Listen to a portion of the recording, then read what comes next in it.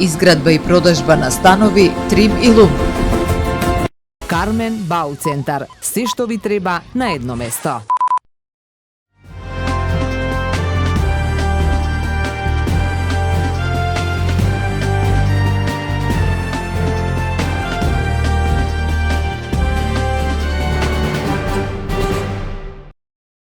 Пет години за спас на Охридскиот регион. Толку време добија Македонија и Албанија од УНЕСКО за да ги исполнат десетиците препораки што треба да обезбедат трајна заштита на едно од највредните светски богатства.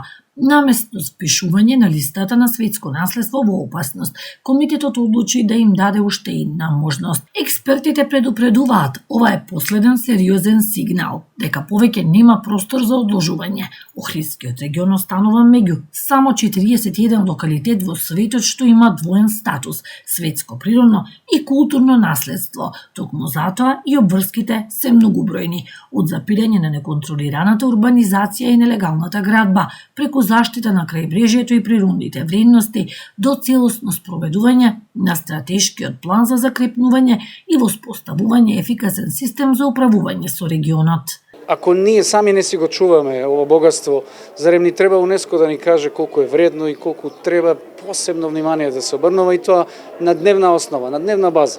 Секој од нас мора да е свесен што имаме и колку генерации пред нас го уживали и колку после нас треба да го ужива. УНЕСКО бара зачувување на автентичноста. Одлуката на комитетот не значи дека проблемите се надминати. Тие остануваат јасно нотирани во документот на УНЕСКО, а напредокот ќе биде предмет на редовно следење. До 1 февруари 2031 година двете држави ќе треба да покажат конкретни резултати. Охрид почнува пополека да ја губи автентичност. Јас од тоа се плашам. Значи не може само да останеме во старото јадро, да остане старото јадро на Охрид, а се друго да изгледа како да сме во Њујорк. Ова условно кажано, нели мислам малку шеговито, ама е болно. Значи таа пресилна урбанизација, мислам дека тотално ќе го загади Охрид од сите аспекти, не само во однос на тоа, на инфраструктурата, туку и во аспект на приказната што ја носи во Охрид. Ако Охрид и Охридско е приказна со 365 цркви, со езеро кој што е милиони години, со автентична вода, со автентична култура, а ние ставаме куќи, згради, хотели, паркови, квази паркови, јас навистина се плашам за Охрид. Статусот на светско наследство носи обврска. Највредното природно и културно наследство да се сочува за идните генерации. Од локалната самоуправа велат ке продолжат да работат на проектите на заштита. Како во изминатите 3 години, посебно вложувајќи во инфраструктурата на оние кои што се директни или индиректни загадувачи на езерото, да продолжиме. До сега сме вложили отприлика 3,5 милиони евра и ќе продолжиме по однос на решавање на канализационите прашања на одредени подрачја. Судбината на Охридскиот регион ќе зависи од тоа колку доследно ќе се исполнуваат преземените обврски за заштита на неговите исклучителни природни и културни вредности.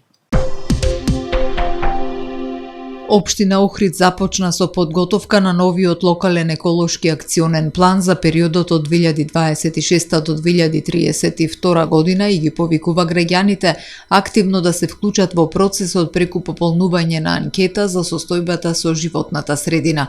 Целта на анкетата е да се испита јавното мислење за најголемите еколошки проблеми со кои се соочува општината, како и да се согледаат ставовите на граѓаните за природните вредности и приоритетите што треба да бидат опфатени во новиот стратешки документ. Од општина Охрид истакнуваат дека мислењето на граѓаните е од особена важност при изработката на локалниот еколошки акционен план, бидејќи токму преку нивните предлози и согледувања ќе се идентификуваат главните притисоци врз животната средина и ќе се предложат мерки за нивно надминување. Сите заинтересирани можат да го пронајдат анкетниот лист на веб страната на општината на ohrid.gov.mk.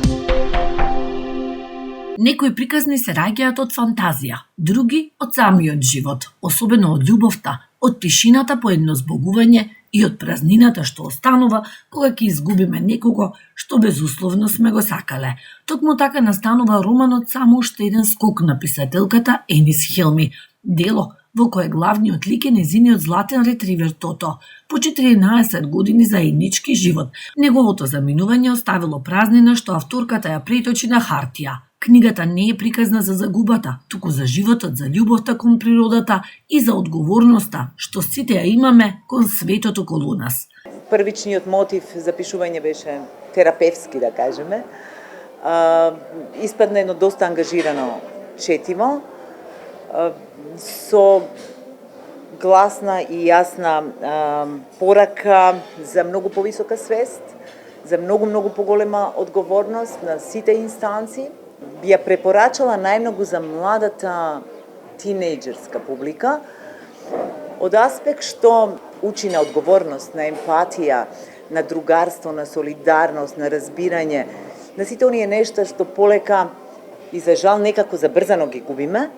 Тото во романот ни своите очи ги открива убавините, но и раните на Охрид. Неговата прошетка покрај езерото ги отвора прашањата за односот кон природата, животните, загадувањето и губењето на автентичниот лик на градот. Тој има голема мисија, а неговата приказна е полна со емоции и лесно допира до читателот.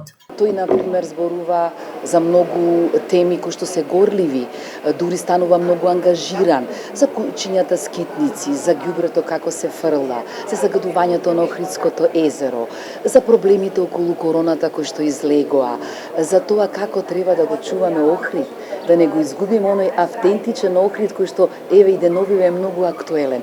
За младите читатели Тото е вистински пријател. Со неговата приказна растат и пораките за љубовта кон животните, природата и градот во кој живеат. Животните и природата беа тука многу пред нас и ќе се многу долго после нас. И треба да се грижиме за нив, бидејќи тие ни го прават светот, без нив како ќе сме живи. Јас многу го сакав Тото ко куче и ко пријател, многу ми беше мил. И исто многу книгата ги кажува авантурите што ги доживеал тој и мислам дека вистина е таквата перспектива на Тото, вистина таков бил. Само уште еден скок веќе го привлече вниманието на книжевната јавност, влегувајќи во најтесниот избор за наградата Роман на годината за 2025 година, по успехот на првенецот Берлин градот што не го засакав од прва, награден со признанието Новите за најдобар необјавен прозен ракопис. Енис Хилми продолжува да гради препознатлив авторски израз, спојувајќи лична исповед со силна порака за љубовта кон природата. Регулаторната комисија за енергетика ги објави новите цени на горивата кои на сила стапуваат од полноќ. Малопродажните цени на бензините Евросупер БС95 и Евросупер БС98 се зголемуваат за 3 денари по литар. Малопродажната цена на Евродизелот се зголемува за 4,5 денари по литар. Малопродажната цена на екстралесното масло за домаќинство се зголемува за 5 денари, а малопродажната цена на мазутот се зголемува за 2,726 денари по килограм.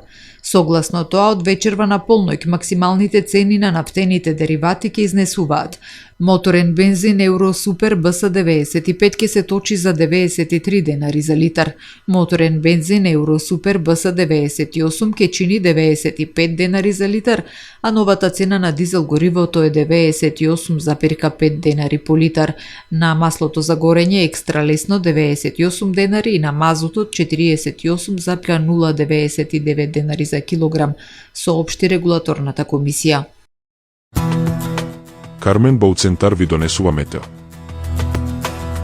Во Охрид денеска имавме променливо облачно време со сончеви периоди и услови за врнежи од дожд во попладневните часови. Максималната температура се искачи до 28 степени. Утре во Охрид времето сончево со мала до умерена локална облачност. Утринската температура од 14 степени, а максималната дневна до 32 степени. Температурите во Македонија утре во интервал од 12 до максимални 35 степени. Следува период на сончево и топло време со мала локална облачност и пораст на дневните температури.